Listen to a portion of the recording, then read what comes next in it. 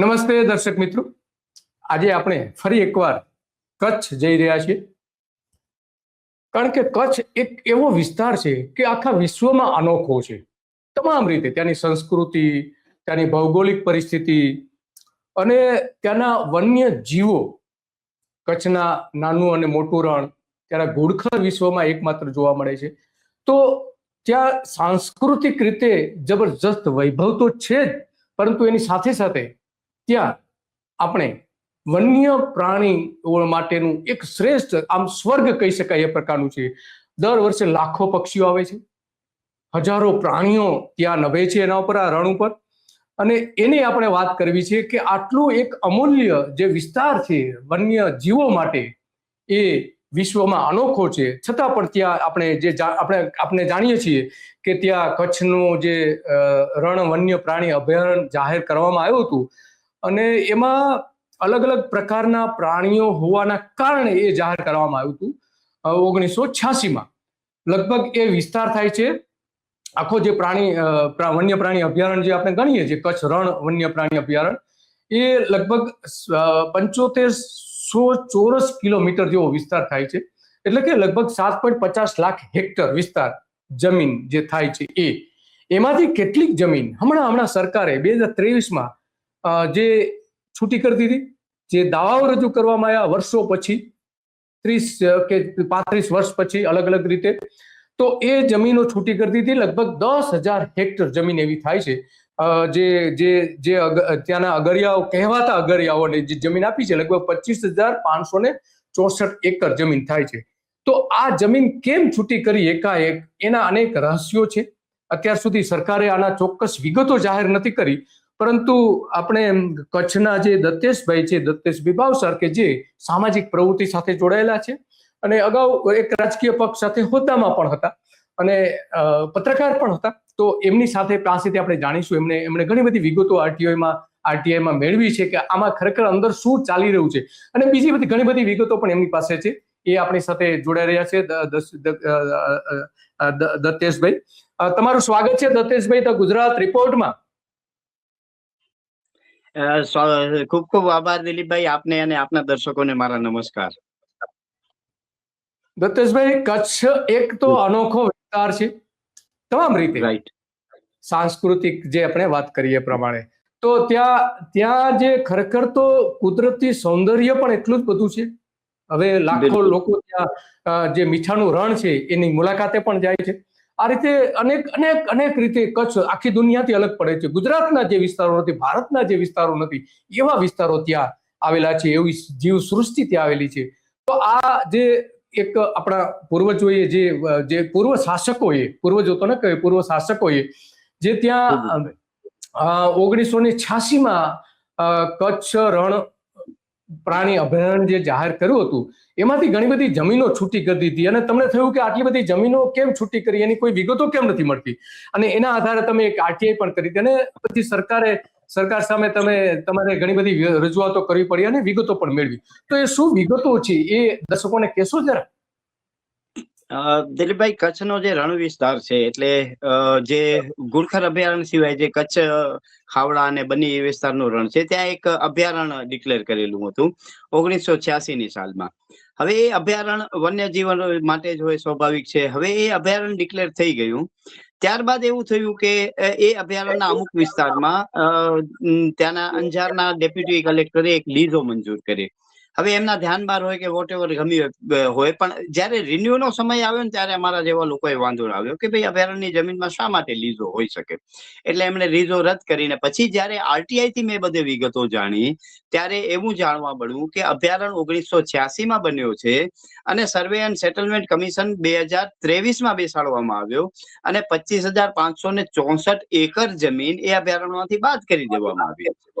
એટલે પ્રશ્ન સૌથી મોટો એ થાય છે કે અભયારણ્યમાં વન વિભાગે પોતાની જમીન સાચવતા હોય, પરંતુ એ વિસ્તારમાં મીઠું પકવે છે, અને મીઠાના જે સફેદ નમકના કાળા કારોબારીઓ છે એમને લાભ પહોંચાડવા માટે જ આ બધી વસ્તુ કરેલી હોય એવું જાણવા મળ્યું. વન વિભાગમાં પણ મેં અલગ અલગ આરટીઆઈ કરીને ફરિયાદો કરી, ત્યારે પણ એમણે સ્થાનિક લેવલે તો એમનું કહેવું એમ જ હોય કે હવે આનામાં અમે તો કશું કરી ન શકીએ, અમારી ઉપરી કચેરીના આદેશો છે, અમને એમની પાસે માર્ગદર્શન માંગેલું છે અને એમના માર્ગદર્શન પ્રમાણે કરેલું છે. પરંતુ હકીકત એ છે કે જે વન્ય જીવનની જમીન હોય, વન્ય જીવોની જમીન હોય, જો એ જમીન આપણે કોઈ પણ કારણોસર આવી રીતે નમક માફિયાઓ અથવા અન્ય માફિયાઓને જો સરેન્ડર કરતા હોઈએ તો આપણે આપણી જે સૃષ્ટિ છે એને કઈ રીતે બચાવી શકશું?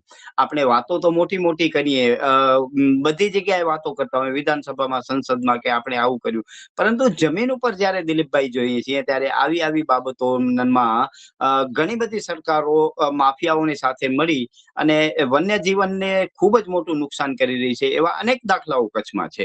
જી દિલીપભાઈ. દોસ્તો, 1 મિનિટનો તમારો સમય લેવા માંગુ છું. આપણે આગળ વધીએ કાર્યક્રમમાં એના પહેલા એક અપીલ કરવા માંગુ છું. ધ ગુજરાત રિપોર્ટ એ સ્વતંત્ર પત્રકારત્વ કરતું સમાચાર માધ્યમ છે. અમે કોઈ પણ રાજકીય પક્ષનો એજન્ડા કે કોઈ વ્યક્તિ કે સંસ્થાનો એજન્ડા લઈને ચાલતા પત્રકારો નથી, અથવા સંસ્થા પણ એ પ્રકારની નથી. અમે પ્રો પીપલ અને રાજ્યના નાગરિકોના પ્રશ્નો માટે એમને વાચા આપવા માટે કામ કરતી સંસ્થા છીએ, અને એના માટે અમારે એક આર્થિક સહયોગની જરૂર છે, જેના માટે અમે જોઈનનું બટન આપણા યુટ્યુબ પ્લેટફોર્મ માટે અમે બનાવેલું છે. આપ સૌને એક વિનંતી છે કે અમારા આ સ્વતંત્ર પત્રકારત્વને આર્થિક સહયોગ આપવા માટે એ જોઈનનું બટન દબાવો અને અમને આર્થિક મદદ આપના તરફથી શક્ય હોય એટલી પહોંચાડવાનો પ્રયાસ કરશો તો અમને આનંદ થશે.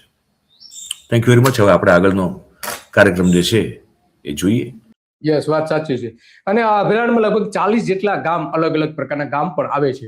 અને અગાઉ પણ આ જે જાહેરાત કરી, તમે જે આરટીઆઈમાં વિગતો મેળવી છે, એ આરટીઆઈમાં આ બધી જ વિગતો છે.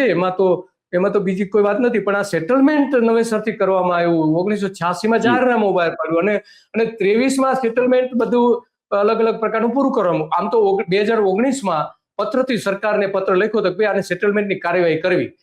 2019માં જ્યારે સરકારો બદલાય અને નવા જે ઉદ્યોગપતિઓના જે આપણે જાણીએ છીએ મુખ્યપ્રધાન આવ્યા પછી આ બધા ડેવલપમેન્ટ થયા, અને એમાં આ મોટાભાગના જે અગરિયાઓ હતા એ અગરિયાઓને જમીનો આપી દીધી. આજે આપણે જોઈ રહ્યા છીએ જાહેરનામું જે છે એની નકલ જે છે એ આપણે સ્ક્રીન ઉપર જોઈ રહ્યા છીએ. એમાં તમામ આ બધી જ વિગતો આપેલી છે. અને એમાં દાવાઓ જે કરવામાં આવ્યા હતા, કુલ લગભગ 967 દાવાઓ કર્યા. ભાઈ અમારી જમીન છે. આવા 1000 લોકોએ દાવા કર્યા કે અમારી જમીન એમાં છે, અમારી જમીન છે. એવા દાવાઓ કરેલા હતા. એના આધારે બધા દાવાઓ સાંભળવામાં આવ્યા. અને ઘણા તો એવા કે અમારે વડીલો પાર્જિત જમીનો હતી ને 50 વર્ષથી અમે મીઠું ત્યાં પકવીએ છીએ, એવા પણ ઘણા બધા દાવાઓ એમણે કર્યા હતા. 2021નો એ પત્ર પણ ગ્રામ પંચાયત થી લઈને ઘણા બધા પત્રો પણ લખેલા. ધારાસભ્યોએ ભલામણ કરી કે આ જે જમીન છે મીઠાના અગરિયાઓને આપી દો. આ ધારાસભ્યોથી લઈને પંચાયતો, તાલુકા પંચાયત, 2 ધારાસભ્યો ત્યાંના કચ્છના ધારાસભ્ય બધાએ કર્યું. ત્યાંના ઇન્ડિયન સોલ્ટ મેન્યુફેક્ચર એસોસિએશન છે એને પણ માંગણી કરી કે આ જમીન છોટી કરી દો. એટલે કે ચારે બાજુ રાજકીય અને આર્થિક દબાણ, જે ઉદ્યોગપતિઓનું દબાણ હતું. કારણ કે Kutch small scale salt manufacture એસોસિએશનનો પણ આ રીતે પત્ર લખીને આડકતરું દબાણ કરવામાં આવ્યું હતું. અને 2023માં આ બધી સુનાવણીઓ કરવામાં આવી અને એના આધારે આ નક્કી કર્યું કે આવું થયું છે. આ જે જાહેરનામું આપણે જોઈ રહ્યા છે એમાંની જ બધી વિગતો છે જે આરટીઆઈમાં મેળવેલી છે. એમાં 10 જેટલા વરિષ્ઠ નાગરિકોના સોગંદનામાઓ પણ રજૂ કરવામાં આવ્યા છે.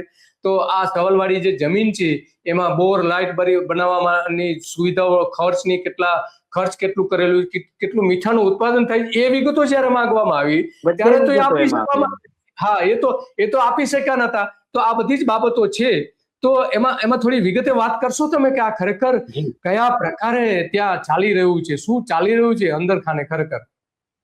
દિલીપભાઈ, આ બધી વસ્તુ શરૂ ક્યારથી થઈ? કેમ કે જે તે વખતે ડેપ્યુટી કલેક્ટરે લીઝો આપી દીધી, એમના ધ્યાનમાં નથી. એટલે એ લોકો જે લીઝ ધારકો હતા તેઓ હાઈકોર્ટમાં ગયા કે ભાઈ આ અમને લીઝ આપેલી હતી પણ અમને સાંભળ્યા વગર લીઝ રદ કરી દીધેલી. હાઈકોર્ટે 38 જણા હતા એ તમામોના દાવા ખારીજ કર્યા કે ભાઈ વન્ય જીવનની જમીન છે, એનામાં તમને સુનાવણીનો કોઈ પ્રશ્ન જ ઉભો નથી થતો. અને લગભગ 1960 થી અનેક એ હાઈકોર્ટના જજમેન્ટમાં ટાંકેલા હતા કે આ જમીન તો તમારે ખાલી કરવી જ પડે. જે તે વખતે કલેક્ટર હતા એમને આદેશ કરવામાં આવ્યો કે આ જે જમીન દાવાવાળા 38 કે 37 લોકો છે એમને 3 વીકનો તમે સમય આપો ખાલી કરવા માટે, અને જે ખાલી નથી કરતા તો એ દબાણ તોડી દો. હવે એ વન્ય જીવનમાં એમનો દબાણ તૂટી ગયો, તેનો મતલબ એ છે કે એ ત્યાં મીઠો નથી પકવી શકતા કાયદેસર. એટલે કાયદાની જે નાની નાની ત્રુટીઓ છે એનો ઉપયોગ કરીને આ રીતે ગેરકાયદેસર રીતને કાયદેસર કરીને આ લોકોએ જમીન મેળવી. દિલીપભાઈ, અગત્યની વાત એ છે કે આ તો વન્યજીવન અભયારણ્યમાંથી 25,500 એકર જે જમીન બાદ કરેલી છે, પરંતુ હકીકતમાં જો એ વિસ્તારમાં આપણે ફરીએ તો લગભગ 1 થી 1.5 લાખ એકર જમીન પર દબાણ થયેલું છે. પછી બીજો અગત્યનો પ્રશ્ન એ છે કે જમીનથી આપણે આગળ રણ તરફ જઈએ ને તો એ જગ્યા ઉપર તો પુષ્કળ મીઠું પડેલું હોય છે. એટલે આ અગરિયાઓ અહીંયા જમીનો ઉપર પણ પકવે છે અને ત્યાંથી અભયારણ્યમાંથી ગેરકાયદેસર મીઠું કાઢી અને ખુલ્લા બજારમાં વેચે છે. હવે અગત્યનો પ્રશ્ન એ છે કે જ્યારે આ લોકોને 1986માં સેન્ચુરી ડિક્લેર થઈ તો 1986માં જેનો સર્વે સેટલમેન્ટ કમિશન બેસાય અને એ વખતે જ એની સુનાવણી થાય બધા લોકોની, અને ત્યારે નિર્ણય લેવામાં આવે. પરંતુ જે તે વખતે નિર્ણય ન લેવાયો, અને આનામાં પણ એમણે અધિકારીએ એવું લખેલું છે કે જે તે વખતે સર્વે સેટલમેન્ટની કામગીરી થયેલી હતી, પરંતુ વિનાશક ભૂકંપ આવ્યો, કલેક્ટર કચેરીમાં એના કાગળોની ઉપલબ્ધતા નથી. હવે સાહેબ, હું એક વસ્તુ સિમ્પલ કહું છું કે કલેક્ટર કચેરી, હું ભુજમાં જ સ્થાનિક રહું છું, મને ખબર છે કે એમના રેકોર્ડ કોઈ ડિસ્ટ્રોય થયા નથી. થયા હોય તો એ કલેક્ટર અમને ભૂકંપ પહેલાની બીજી કોઈ પણ જાણકારી ના આપે, એ અમને આરટીઆઈમાં મળી શકતું હોય.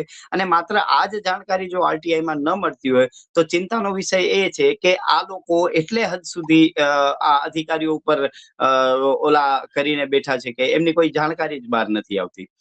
બીજો અગત્યનો પ્રશ્ન એ છે કે સર્વે સેટલમેન્ટ કમિશન. એક જ મિનિટ દત્તેશભાઈ, તમે એવું કહ્યું કે ત્યાં ભૂકંપના કારણે બધું જે એના જે દસ્તાવેજો હતા, જમીનોના દસ્તાવેજો, એ બધા નાશ પામ્યા એવું કારણ આપી રહ્યા છે. તો વાસ્તવમાં નાશ પામ્યા છે કે નથી પામ્યા એની કોઈ તપાસ કોઈ કરી રહ્યું છે, કરી છે, નથી કરી? શું કારણ આપે છે લોકો? ના દિલીપભાઈ, એવો કોઈ ઇસ્યુ નથી. અને જે તે વખતે ભૂકંપ થયો ત્યારે પણ એમને અધિકારીઓએ દરેક ઓફિસને લખીને આપવાનું હતું કે તમારે કોઈ રેકોર્ડ નાશ થયા હોય તો તમે જાણમાં મૂકો. હવે આનામાં પ્રશ્ન એ છે કે એ જે 964 લોકોએ દાવા રજૂ કર્યા છે, માની લીધું ચલો 1 મિનિટ માટે કે એમનો સર્વે સેટલમેન્ટના કલેક્ટર કચેરીમાંથી તમામ દસ્તાવેજો નાશ પામી ગયા, પરંતુ 964 લોકોએ જે અરજીઓ કરી છે એ લોકો પાસે તો કોઈક એક પાસે તો મળવા જોઈએ. 964 લોકો પાસે પણ નથી એમ. અને બીજી અગત્યની દિલીપભાઈ વાત એ છે કે એ જે 11 ગામોની જમીનની વાત આવે છે ને, એ 11 ગામોમાં, કેમ કે આપ વરિષ્ઠ પત્રકાર છો એટલે આપના દરેક જગ્યાએ સોર્સિસ હોય, અમે પણ અમારા સોર્સિસને લગાડ્યા અને એ ગામમાં પૂછ્યું કે ભાઈ આ લોકો કોણ છે. મોટા ભાગના જે લીઝ ધારકો છે એમને ગામના લોકો ઓળખતા જ નથી. ઇવન એક વ્યક્તિને તો હું ઓળખું છું કે ભુજ શહેરમાં એ બહુ મોટા હોટલના ધંધા સાથે સંકળાયેલા છે અને એમને હજારો, મતલબ 100 ને સમથિંગ ઉપર એકર જમીન એમના નામે બોલે છે. એટલે એનો સીધો મતલબ એમ થાય છે કે આ જે અગરિયાઓનું નામ દઈને કે છે એ ત્યાંના સ્થાનિક લોકો નથી. આ જે ભૂમાફિયાઓ છે, પોતાના કામવાળા હોય કે પોતાની પાસે નોકરી કરતા હોય એવા લોકોના નામો નાખી અને આ જે લીઝો છે એ લેવા માટે એ લોકોએ આ કાવતરું કર્યું હોય એવું મને સ્પષ્ટ લાગે છે. અને એના કારણે જ એવું થાય છે કે ત્યાં કને વન વિભાગે જયારે એ હાઈકોર્ટનો ઓર્ડર હતો એનામાં એવું ઉલ્લેખ કરેલો છે કે જ્યાં સુધી ન થાય ત્યાં સુધી યથાસ્થિતિ રાખવાની છે. વન વિભાગના અધિકારીઓ દત્તેશભાઈ જે વાત કરી રહ્યા છે, અગરિયાઓ કેટલા કોણ છે એના નામની યાદી પણ એમણે આરટીઆઈમાં મેળવી છે. એ નામ આપણે સ્ક્રીન ઉપર પણ મૂકીએ કે જેથી કરીને લોકોને ખબર પડે કે ખરેખર કેટલા લોકો સ્થાનિક છે, કેટલા બહારના છે. દાવો વારંવાર કરવામાં આવે છે કે અમે 30 થી 50 વર્ષથી મીઠું પકવીએ છીએ વંશ પરંપરાગત રીતે. તો વાસ્તવમાં કેટલા લોકો છે કેટલા નહીં, એ આ યાદી જો લોકો જોશે તો એમને ખ્યાલ આવશે કે ખરેખર એમને કેટલી આ છે. હાજી, હા, યસ, હા. એનામાં યાદીમાં જે મેઇન તમને કહું છું, 3જા નંબરનું નામ છે જગદેશ આનંદજી ઠક્કર. તેઓ ભુજ શહેરમાં ઘણી બધી હોટલો ધરાવે છે, એમનો જમીનોનો કામ છે, બિલ્ડર છે. હવે હું નથી માનતો કે બિલ્ડરો કોઈ દિવસ મીઠું પકવવા જાય. એમના વડીલો પણ અહીંયા ભુજમાં જ રહેલા છે, એમના ભાઈ સરકારી અધિકારી રહેલા છે. એટલે મારા માનવામાં નથી આવતું કે આમને જે જમીન આપવામાં આવેલી છે લગભગ 105 એકર જમીન તેઓનો કોઈ જ અસ્તિત્વ ત્યાં કને નથી. હવે જો એ વખતે 1986 એમના દસ્તાવેજો પણ ચેક કરવામાં આવે તો ખબર પડે તે તો સ્થાયી ભુજમાં રહે છે, તો તે ત્યાં કઈ રીતે અગરિયા તરીકે હોઈ શકે? વેપારી હોઈ શકે એ આપણે માની શકીએ, પણ આ અભયારણ્યની જમીનમાં વેપારીઓનો અધિકાર નથી, અગરિયાઓએ અધિકાર માંગેલો છે. તો એ અગરિયા છે નહીં તો મને જ ખબર છે. અને આ જે બાકીના જે ગામોના લિસ્ટ છે, એ ગામના આપણા મિત્રો હોય એ બધાને મેં લિસ્ટ મોકલાવ્યો અને એમને કીધું કે આમાંથી આપ કોઈને પરિચિત હો. મોટા ભાગના લોકો, કોઈ ગામ લોકો એમના પરિચિત નથી. અને ખાસ તમને કહું, એ વિસ્તારમાં હું પણ દરેક ગામમાં જઈને આવ્યો. આ નામવાળા લોકો કોઈ જ ત્યાં કને, ઘણા બધા મોટા ભાગના ઉપલબ્ધ નથી. એટલે આ જે ભૂમાફિયાઓ છે, નમક માફિયાઓ છે, આ બાબુઓ છે, એ બાબુઓની સાંઠગાંઠથી જ આ અભયારણ્યની જમીનમાંથી 25,500 એકર જેટલી જમીન ડિડક્ટ કરવામાં આવી. અગત્યની વાત એ છે કે દિલીપભાઈ, આપ પણ પત્રકાર છો એટલે આપણે મોટા ભાગે બધે કન્ફર્મ કરતા હોઈએ. હવે આ જે એમની લીઝનો વિસ્તાર છે અને આ જે વિસ્તાર છે ને, ત્યાં મેં ગૂગલ મેપમાં જૂના નકશાઓ જોયા. 2008 સુધી તો ત્યાં એક પણ અગરિયાનો પારા બાંધેલા હોય એવા ગૂગલ મેપમાં નથી દેખાતા. હવે જયારે આ તો 86 ની વાત છે, 86 ની સાલમાં તો ન જ હોય. એટલે આમનો એ જમીન ઉપર માત્ર દેખાડી પારાઓ, ત્યાં ખૂબ જ મોટું નમક પકવે છે. અને રણમાંથી, જે વન્યજીવન અભયારણ્યની જમીન છે, એનામાંથી તો સમજી લો લાખો ટન મીઠો તેઓ એમને એમ જ લઈ રહ્યા છે. કેમ કે એ મીઠાનો મોટો ત્યાં કને પાણી જમા થઈ જાય ને પાણી ઓસરે એટલે તરત મીઠું જ થઈ જતો હોય. જેમ આપણે જોયું હશે કે ધોરડોમાંના સફેદ રણમાં છે કે એ બાજુ. તો એ જે નમક માફિયાઓ છે, એક માત્ર આવું નામ દઈ અને અહીંયા કને પણ મીઠું પકવી રહ્યા છે અને તે જગ્યાએથી પણ મીઠું ઉપાડી રહ્યા છે. એટલે આ જે સફેદ નમકના કાળા કારોબારીઓ છે, એવો મને એવું લાગે છે કે સરકાર ઉપર પણ વર્ચસ્વ ધરાવે છે અને એટલા માટે જ એમના વિરુદ્ધ કોઈ કાર્યવાહી નથી થતી. હવે દિલીપભાઈ, બીજી એક વાત તમને કહું, જે મીઠાના વેપારીઓ હોય, સ્વાભાવિક છે આપણા એનામાં પણ કોઈને કોઈ ઓળખીતા હોય. એટલે એરિયા વાઇઝ જયારે કેલ્ક્યુલેશન કરીને મેં એમને પૂછ્યું કે અહીંયા અંદાજિત કેટલો મીઠો દર વર્ષે પાકતો હશે. દિલીપભાઈ, મારી આંખ અંજાઈ ગઈ કે એમનું કેવું એમ થાય છે કે આ જગ્યા ઉપર દર વર્ષે 20,000 થી 30,000 કરોડ રૂપિયાનું મીઠું પકવાઈ રહ્યું છે. એટલે તમે 30,000 કરોડ રૂપિયા, 20 થી 30,000 કરોડ રૂપિયાનું મીઠું પકવે છે. મીઠું પકવાય. દિલીપભાઈ, એ રણનો વિસ્તાર છે એટલે ત્યાં એમને પાણી જમા થઈ જાય ને તડકો લાગે ને તો ઓટોમેટિક જ મીઠું થઈ જાય. કેમ કે તમને ધ્યાનમાં હશે કે ધોરડોનો જે વ્હાઇટ ડેઝર્ટ છે, ત્યાં કોઈ મીઠું બનાવવા કે પકવવા જતા નથી, ત્યાં ઓટોમેટિક જ થઈ જાય છે. અને પછી તમારા ધ્યાનમાં હશે, આપણા પૂર્વ નાણામંત્રી બાબુભાઈ મેઘજી શાહ, એ પણ મારા પરિચયમાં છે. એટલે એમના જોડે પણ મેં વાત કરી, ત્યારે એમણે કીધું કે આ બધી જમીનમાં બ્રોમેન બનાવવા માટે એમણે અગાઉ પણ દરખાસ્તો મોકલાવેલી હતી, પરંતુ એ કોઈ ન રહ્યું. અને આ નમક માફિયા એટલા મજબૂત છે કે સરકારોને હાથમાં રાખી અને બધી જગ્યાએ ગાંધીજીની પ્રસાદીઓ જતી હોય એટલે સ્વાભાવિક છે એ કોઈ કરે નહીં. અને આ ઓફ ધી રેકોર્ડ જે આપણા સૂત્રો હોય એનામાંથી પણ જાણ્યું તો આ જે હપ્તાનો કારોબાર છે માત્ર અધિકારીઓ સુધી નહીં પરંતુ મંત્રીઓ સંત્રીઓ સુધી પણ પહોંચે છે, એવી પણ ઓફ ધી રેકોર્ડ આપણે જાણકારી મળેલી છે. પરંતુ એના કોઈ પુરાવા ન હોય એટલે સ્વાભાવિક છે આપણે થોડીક એક મર્યાદિત ભાષામાં વાત કરતા હોઈએ. પરંતુ આ હકીકત છે કે અહીંયા કને આ જગ્યા ઉપર 20,000 થી 30,000 કરોડ રૂપિયાનો દર વર્ષે મીઠો પકવાતો હોય છે. અને કંડલાપોર્ટની જે જમીન છે એ તો ફરીથી અલગ જ છે, પણ માત્ર આ કડોલ વિસ્તાર છે એ વિસ્તારમાં જ આટલો મીઠો પકવાય છે. જી દિલીપભાઈ. અચ્છા, હા. તો તમે જે કંડલાની વાત કરી, તો આવ્યો જે પ્રકરણ જે છે એ પ્રકરણ પણ આપણે જોઈએ. પેલા આપણે શિવુભા જાડેજા કરીને છે કે જે ત્યાં લડી રહ્યા છે અને અલગ અલગ ગૌચરની જમીન છે, મીઠાના અગર માટે લડી રહ્યા છે. એમણે એક પ્રશ્ન ઉભો કર્યો છે, એ પણ આપણે સાંભળીએ. શિવભા દેસરજી, ગામ રામવાવ, અત્યારે જે કંડલાપોર્ટના અધિકારીએ, જીંદયાલ કંડલાપોર્ટના અધિકારીએ જે કરોડો રૂપિયાનું નુકસાન કરી અને જે મશીનરી લગાવીને કારખાના તોડવામાં આવ્યા હતા, એ જ અત્યારે તુણાની અંદર એ જ કારખાના અત્યારે ચાલુ થઈ ગયા છે. લાઈવના ફોટા મેં આમાં નાખ્યા છે અત્યારે.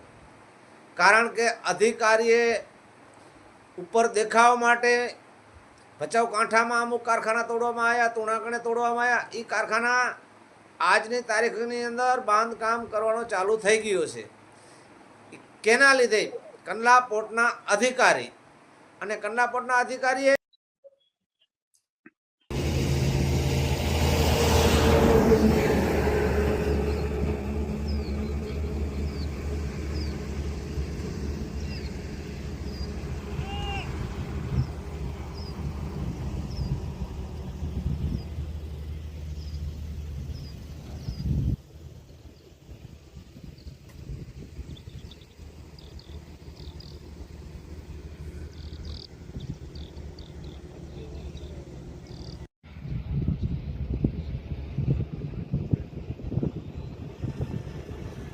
એક પરફેક્ટ ઘરનું સપનું એને સાકાર કરશે કોણ? Shrinathji group of companies.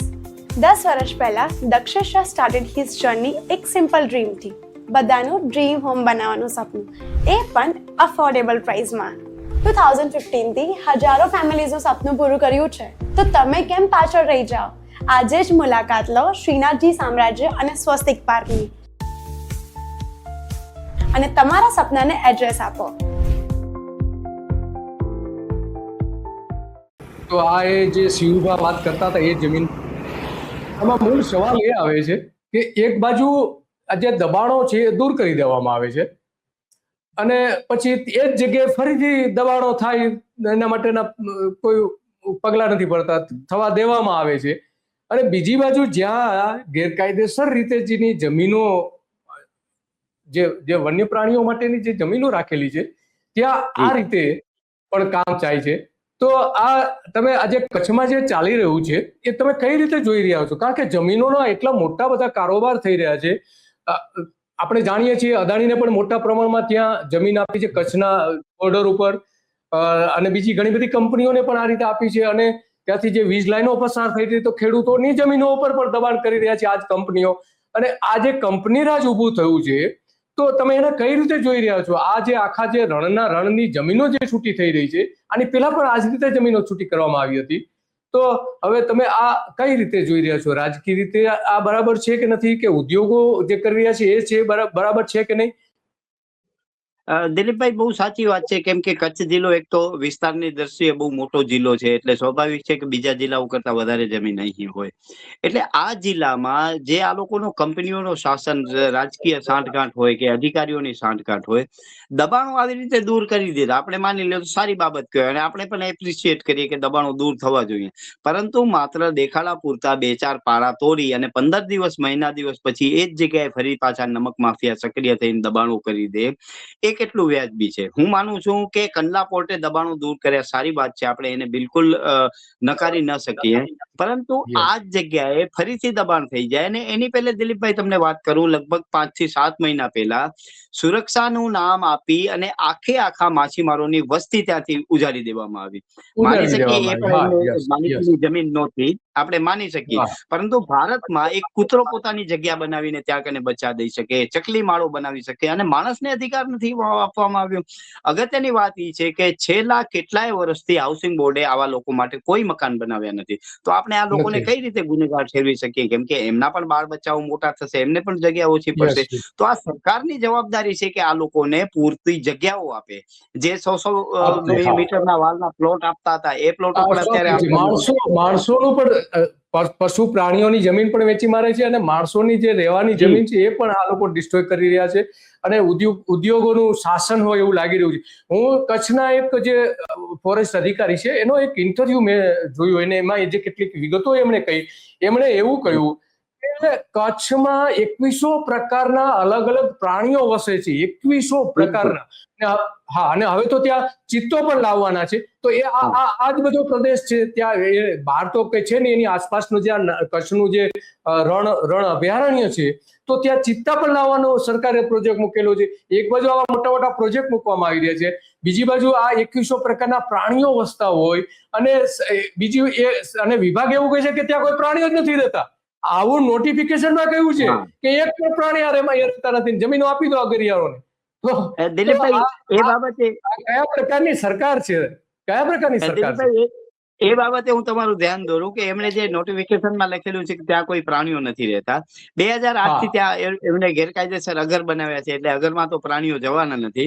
હવે એ વિસ્તારના ખેડૂતોને જયારે હું મળ્યો ને દિલીપભાઈ, ત્યારે બહુ આશ્ચર્ય લાગ્યું કે ખેડૂતોએ એવું કીધું કે અહીંયા અગરો બનાવી દીધા છે, એમણે મીઠાના જે ભૂમાફિયાઓએ દબાણ કરેલું છે, ત્યાં કને પ્રાણીઓ નથી જતા ને અમારા ખેતરોમાં આવીને નુકસાન કરે છે. હવે એને અડીને જે ખેડૂતોના ખેતર છે એનામાં પ્રાણીઓ જતા હોય તો આ જગ્યાએ શા માટે ન જાય?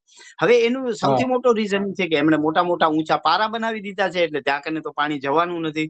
પ્રાણીઓ પણ ન જાય, પાણી તેમને પીવા માટે ન મળે એટલે પ્રાણીઓ પણ ત્યાં જવાના નથી. માત્ર કચ્છ જિલ્લામાં દિલીપભાઈ આ એક વાત નથી, તમારા ધ્યાનમાં અને તમારા દર્શકોના ધ્યાનમાં મૂકું કે અબડાસા વિસ્તારમાં Indian bustard, great Indian bustard પક્ષીનું અભયારણ્ય બનેલું છે. અને એ અભયારણ્યમાં આજથી લગભગ 10 વર્ષ પહેલા કેટલાય પક્ષીઓ હતા જેને ગોરાળ પક્ષી કહેવામાં આવે છે આપણી ભાષામાં, અને ગ્રેટ ઇન્ડિયન બસ્ટર્ડ કહેવાય. એને આખી જે જગ્યા હતી એ જગ્યામાંથી માત્ર 3 જ પક્ષીઓ વધેલા છે. અને એ બાબતે ઘણા બધા જાગૃત લોકો હાઈકોર્ટ અને સુપ્રીમ કોર્ટમાં ગયા. સુપ્રીમ કોર્ટે એવો આદેશ આપ્યો છે, તારીખ હું ભૂલું છું પરંતુ 2021ની સાલ છે અને એપ્રિલ મહિનો છે, કે એ અભયારણ્યની જમીન છે એ જમીનમાં એક પણ વીજ વાયર લગાડવાનું નથી. દિલીપભાઈ, ચિંતાની વાત એ છે કે એક પણ ખેડૂતોને ત્યાં કનેક્શન નથી આપતા, પરંતુ અત્યારે જે નલિયાની રેલવે લાઈન પથરાણી એનામાં વાયરો નાખવામાં આવ્યા, પવન ચક્કીના પુષ્કળ વાયરો ત્યાં કને લાગવામાં આવ્યા છે, ત્યાં કને કંપનીઓને કનેક્શન આપવામાં આવે છે, પરંતુ જ્યારે ખેડૂતોને કનેક્શન દેવાની વાત આવે ત્યારે આ હાઈકોર્ટ સુપ્રીમ કોર્ટનો આદેશ ધરી દેવામાં આવે છે, પરંતુ કંપનીઓને બધી છૂટ છે, રેલવે લાઈન લગાડવાની છૂટ છે, માત્ર ખેડૂતોને નહીં. અને એનાથી અગત્યની વાત એક કરું કે મારા એક પરિચિત ખેડૂત છે, કોટાયા ગામમાં છે, એના ખેતરમાંથી ઓલરેડી વાયર પસાર થાય છે, વર્ષો જૂના વાયર છે. એ વાયર પણ કાઢી નાખવાનો સુપ્રીમ કોર્ટે ઓર્ડર આપેલો છે કે તમામ જે હયાત વાયરો છે એને અંડરગ્રાઉન્ડ કરવાના છે. એના ખેતરમાંથી વાયર જાય છે, એને ઉપરથી માત્ર નીચે કનેક્શન આપવામાં નથી આવતું, વાયર તો લાગેલા જ છે. એટલે આ વન્ય વિભાગ છે કે આ કલેક્ટર કચેરીઓ છે કે નાયબ મામલતદારો છે, એ લોકોને જે મીઠું મીઠું લાગે એ ગપ ગપ કરતા ખાઈ જાય છે, અને કડવું કડવું લાગે એ થૂકી નાખે છે. એટલે ખેડૂતોની વાત આવે તો ખેડૂતોને કનેક્શન નથી આપવા. અને તમારી વાત સાથે 100% સહમત છું. તો આ રણ અભયારણ્ય જે છે એમાં હવે શું થવું જોઈએ? આ સરકારે જે આદેશો આપેલા છે પરત ખેંચી લેવા જોઈએ, અથવા તો ત્યાંના કચ્છના લોકોએ શું કરવું જોઈએ? સરકાર તો નહીં જ કરે, એ તો શરણે આવી ગઈ છે, ધારાસભ્યોનું દબાણ છે, સંસદ સભ્યો પણ એની સાથે જ હશે, એમાં તો કોઈ સવાલ નહીં. તો આજ સુધીમાં એક પણ વખત તો એમણે અવાજ ઉઠાવ્યો હોય કચ્છના સંસદ સભ્યએ, એ પણ કશું બોલ્યા નથી. તો હવે કચ્છના લોકોએ શું કરવું જોઈએ? શું લાગે છે આપને? દિલીપભાઈ, આ હું પૂરી જવાબદારી પૂર્વક કહું છું કે ઘણા બધા ધારાસભ્યો અને સાંસદ પણ એનામાં ભાગીદાર છે. એટલા માટે કે એ લોકોનો ભાગ હોય એટલા માટે જે કોઈ બોલતા નથી. હવે તમને એનો બીજો કહું કે શું કરવું જોઈએ. મારા અમુક નિષ્ણાત વકીલો સાથે વાત થઈ છે, ને હું એનજીટીમાં દિલ્હી પણ એક વખત જઈ આવ્યો, પરંતુ પ્રશ્ન એવો છે કે એનજીટીની બેચ આપણે પૂના બેચ લાગુ પડે છે, એટલે નવા વકીલો શોધું છું. અને આખો જે આદેશ છે એને રદ કરાવવા માટે હું પોતે અથવા એક સમિતિ બનીને અમે કોર્ટના માધ્યમથી અથવા એનજીટીના માધ્યમથી એપ્રોચ કરવાના છીએ. કેમ કે નિષ્ણાત વકીલોના દેખાડા થોડા કાગળિયાઓ ખૂટતા છે, એ કડીઓ જ્યારે મળશે ત્યારે કરશું. પરંતુ એના કરતા સૌથી મોટો અગત્યનો વાત એ છે કે દિલીપભાઈ, આપણી જવાબદારી શું છે? એ જે હું તમને ગોરાળ અભયારણ્યનો કહું છું એનામાં ચીફ જસ્ટિસે એવો એક વર્ડિક કરેલો છે કે આ પૃથ્વી ઉપર જે પ્રાણીઓ રહે છે એમનો અધિકાર પણ માનવના અધિકારની સમકક્ષ છે. એ નથી બોલી શકતા એનો મતલબ એ નથી કે એમનો અધિકાર ખતમ થઈ જાય છે. એટલે જે જીવ સૃષ્ટિ છે એ સૃષ્ટિને જો આપણે જ નથી બચાવવાના તો આપણે આવનારા ભવિષ્યમાં શું કરી દેશું? હવે બીજો એક તમને સરસ મજાનો દાખલો આપું. જ્યારે તમારા ધ્યાનમાં હશે કે અદાણીએ આ બાજુ કેપીટી બાજુ ઘણા બધા અદાણીએ કેપીટીએ ઘણા બધા ચેરિયાનું નિકંદન કાઢ્યું હતું. એનજીટીમાં મેટર ગઈ ને એનજીટીએ ચેરિયા વાવવાનો આદેશ કર્યો. દીનદયાલ પોર્ટ એટલે જે તે વખતે કંડલા પોર્ટ હતો, એમણે પૈસા આપ્યા છે વન વિભાગે, અને વન વિભાગે ત્યાં ચેરિયાનું વાવેતર કર્યું છે, કેમ કે વન વિભાગ એ નિષ્ણાંત કહેવાય. હવે હું 3 દિવસ પહેલે દિલીપભાઈ એ વિસ્તારમાં ગયો તો એક પણ ચેરિયો જીવિત હાલતમાં નથી. તમામે તમામ ચેરિયા મૃત પામ્યા છે.